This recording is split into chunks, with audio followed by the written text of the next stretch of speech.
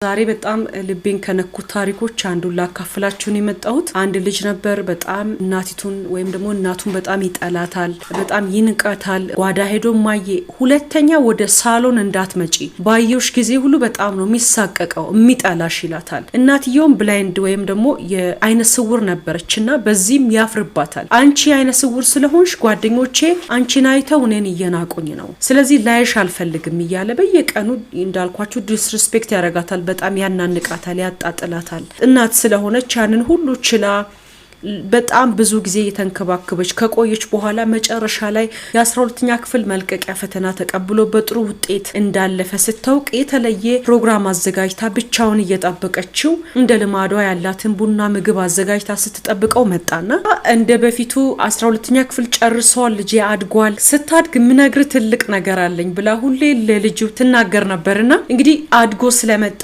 በጣም የተለየ ስሜት ተሰማት፣ ደስ ብሏታል። ያላትን እንደ ልማዷ ቡና አዘጋጅታ ምግብ አዘጋጅታ በጣም ስፍስፍ ብላ እየጠበቀችው መጣና ላይክ በጣም እንደዚህ ገፍተር አርጓት አለፈ። ከእንግዲህ በኋላ ካንቺ ጋር አልኖርም፣ እንደውም ሩቅ ሀገር ነው የሚሄደው፣ አይንሽን ወደማላይበት ሄዳለሁ፣ በጣም ነው ያስጠላሽኝ፣ አይነ ስውር ስለሆነች እሷ በጣም ነው ማፍርብሽ፣ ጓደኞቼ ባንቺ እየሰደቡኝ ነው፣ እያናናቆኝ ነው፣ ስለዚህ ወደማላይሽ ቦታ ሊሄድ ነው ብሎ እናት ስለሆነች ዋጥ አርጋ ታየው ስትሄድ ጠዋቱ ተነስቶ ዩኒቨርሲቲ ወደ ደረሰበት ሀገር ሄደ። እዛ ትምህርቱን ጨረሰ፣ ስራ አገኘ፣ ከዛ ገባ፣ 2 ልጆችን ወለደ። በቃ ላይክ ረሳ ማለት ነው። ከብዙ ቆይታ በኋላ ልጇን የምታገኝበት አጋጣሚም የለም። እንዳልኳችሁ አይነ ስውር ስለሆነች ሰፖርት የሚያረጋት የሚረዳትም የለም።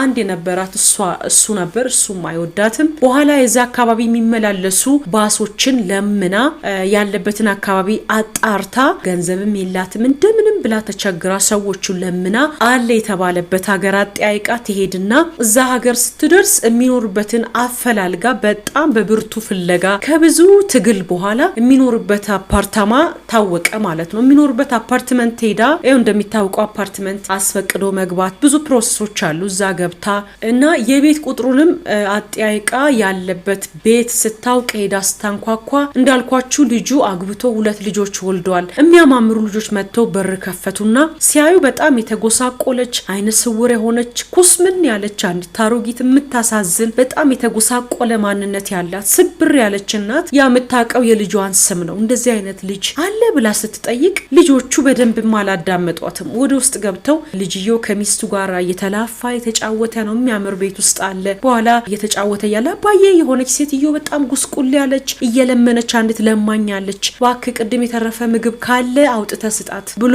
አንዱ ልጁ መጥቶ ለልጁ ነገረው። በዚህ ሰዓት ልጆቹ የተናገሩትን ቼክ ለማድረግ በሩን ሲከፍት እናቱ ነች። በጣም ተናደደ። አንቺን ብዬ አይደል እንዴ ስንት 100 ኪሎ ሜትር ርቄ ተደብቄ ያለውበት ድረስ ትመጫለሽ ብሎ በጣም ሰደባት።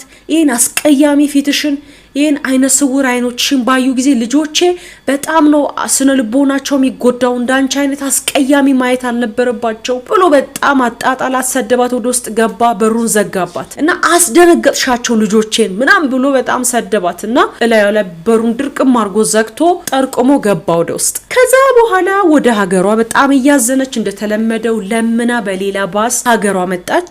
በጣም ደክማለች፣ ተጎድቷል፣ ውስጧ ታማለች። ከዛ በኋላ ልጅየው የዛ አካባቢ ሰዎች የተማሩ ከዛ ሀገራቸው ወጥተው ትውልድ ሀገራቸውን ያላለሙ ሰዎችን ለልማት መንግስት ከተለያየ አካባቢ ሊሰበስብ ፈለገና ስብሰባ ይጠራቸዋል። እሱም ወዳደገበት አካባቢ በዚያ ጥሪ መሰረት ወደ ሀገሩ ሲሄድ ስብሰባው ካለቀ በኋላ ሰዎቹ ለሻይ ቡና እያሉ የአካባቢያቸውን ያደጉበትን ለማየት ሲወጡ እሱም በአጋጣሚ ሄዶ ያደኩበትን ቤት እስቲ ቼክ ላርግ እናቲቱን ሳይሆን ጀስት በቃ ግቢው ማየት አለብኝ ብሎ ወደዛ ሲሄድ የሆነ አዲስ የሆነ ለቅሰው አይነት ሰዎቹ ገና ከቀብር የተመለሱ 2 ቀን ምና ያደረ ለቅሰው አይነት ሁኔታ ውስጥ እያሉ ሲሄድ አየ። ኦኬ ያቺ አስቀያሚ አሮጊት ሞታ ነው ኦኬ ብሎ አለፈና ጓሮ ሄዶ በሩ ምናምን ቤቱን ቼክ አርጎ ጓሮቸውን አይቶ ምና ሲመለስ አንድ ተለቅ ያሉ አባት አንድ መኖክሴ መጡና ቁጭ ስል አንድ ልጅ አለኝ ብላ ስትል የነበረው አንተን ይሆን? ኦኬ በቃ ምንድነው አላቸው። አይ አንተን ከሆነ መልእክት ነበረኝ። ኦኬ አንተ ከሆንክ መልእክት ነበረኝ። አሁን ነኝ አለ። እዚህ ጀስት በቃ በቲቢት ነው እንዳልኳችሁ እኔ ነኝ አለ። ኋላ አንድ መልእክት አለኝ ሞተች ሲል አዎ ሞታለች፣ ግን ለልጄ ይሄንን ደብዳቤ ስጡልኝ ብላ በአደራ መልክ ለኔ ሰታኝ ነበርና ልጄ ምናልባት ከመጣ ይሄን መልእክት ይሄን ደብዳቤ ስጡልኝ ብላ ለኔ ሰታኝ ነበር አለና እጁ ላይ ነበረውን ደብዳቤ ለልጁ ሰጠው። ኦኬ ያለ ምን ጥቅ አርጎ ወሰደና ገለጥ አርጎ ማንበብ ጀመረ ማለት ነው። እና እናትየው ልጄ በጣም የሚወድ የአብራክ ክፋይ የሚሳሳል አንድ ልጄ ካደክ በኋላ አንድ ትልቅ ሚስጥር አለኝ የሚነግርህ እያልኩ ማደግህን በጉጉት ተጠባበቅ ነበር። የኔ ልጅ አውቃለሁ ብዙ ዘመን በኔ ተሳቀሃል፣ ጓደኞቼ በኔ ያሸማቀውሃል፣ ስትገባ ስትወጣ ስታየኝ በጣም ትሸማቀቅ ነበር። እኔን ብትጠላኝም እኔ በጣም ነው የምወድህ የኔ ልጅ። ከመሞቴ በፊት ካንተ ጋራ ላውራ በጣም እናፍቅ ነበር። ከመሞቴም በፊት ደግሞ እነግርሃለሁ ስታድግ ብዬ ያሰብኩትን አንድ ትልቅ ሚስጥር ልነግርህ በጣም እፈልግ ነበር። ትመጣለህ ብዬ ጊዜ ትሰጠኛለህ ብዬ ጠብቄ ሳጣ ያለህበት ሀገር መጣሁኝ። እናም ደግሞ በውስጥ ያለው በሽታ እንደማልነሳና እንደሚሞት ሳቅ ላይ ለመጨረሻ ጊዜ መጣው። ከዚያም አባረርከኝ የኔ ልጅ። ያም ቢሆን በጣም ነው የምወድህ። እነግርሃለሁ ያልኩ ሚስጥር ምን መሰለ? የ3 ዓመት ልጅ እያለ ወይም ትንሽ ሕፃን እያለ ስትጫወት ወደክና ሁለቱም አይኖቼ ጠፉ። ከዛ በኋላ እኔ እናት ደግሞ እያለው ሁለቱም አይኖቼ ከሚጠፉ ብዬ የኔን አይን ላንተ ሰጠውና ያንተ አይን እንዲፈወስ ወይም ያንተ አይን ጤናማ እንዲሆን አይኖችን አውጥቼ ሰጠው። ከዛ ቀን ጀምሮ አይነ ስውር ሆንኩኝ። ይህንንም ደግሞ አድገ የራስን ህይወት ስትጀምር ትልቅ ስትሆን እነግርሃለሁ ብዬ ብዙ ዘመን በውስጥ ይዤ የቆየሁት ሚስጥር ይሄ ነበር። እዛ አካባቢ ሲደርስ ደብዳቤው ልጁ ራሱ መቆጣጠር አቃተው። ወደቀ፣ በጣም ተንሰቅስቆ አለቀሰ፣ ተንከባለለ። ነገር ግን ኢትስ ቱ ሌት፣ ሁሉ ነገር ረፍዶ ነበር።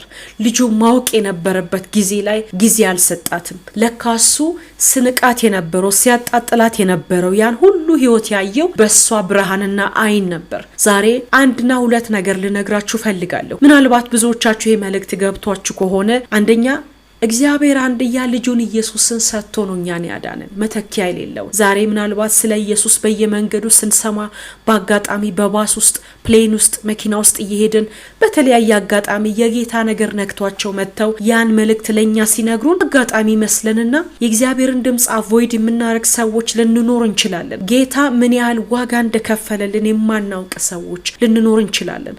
አንዳንዴ ጊዜ ካመለጠ በኋላ የሚነቁ ሰዎች አሉ። ህይወት ካመለጣቸው በኋላ እግዚአብሔር ለልጁ ሳይሳሳ ሳይሰስት እኛን ለማዳን ያቀደውን ይህንን የመለኮትን ድምጽ ለመስማት ጊዜ እንድንሰጥ። ሁለተኛ ደግሞ ወላጅ እናት ወላጅ አባቶቻችንን ዋጋ ይከፈሉልንን ምናልባት ምናጣጥል ካለን አንዳንዴ በጣም ስንማር ከጓደኞቻችን ጋር ካላቸው ጋር መዋል ስንጀምር ህይወትን ሀብለን እንድንማር በራሳቸው ጉያ ያቀፉን ዋጋ ይከፈሉ፣ አይኖቻቸው በጪስ የጠበቡ፣ ቆዳቸው የተሸበሸበ፣ ለማየት እንኳን ያሳሱ የነበረው ማንነታቸው እስኪደቅ ድረስ ዋጋ ይከፈሉ እናትና አባት ይዘን ጊዜ ያልሰጠናቸው ምንንቃቸው የማያስፈልግ ቃል ስልጣኔ እውቀት መስሎን በማጣጣል ምን ከፍል ካለን ትንሽ ቆም ብለን እንድናስብ። አንዳንድ ነገሮች ዓለም ላይ ይደገማሉ፣ አንዳንድ ግን የማይደገሙ አሉ። ስለዚህ በጌታ ፍቅር ምጠይቃችሁ እህቶች ወንድሞቼ፣ እኔ ኩያ አይኔ ታናናሽ የሆናችሁ የተማራችሁ ስራ የያዛችሁ ትልልቅ ደረጃ ላይ ያላችሁ የራሳችሁን አስደናቂ ህይወት እየመራችሁ ያላችሁ ብትኖሩ ትንሽ ቆም ብላችሁ እንድታስቡ።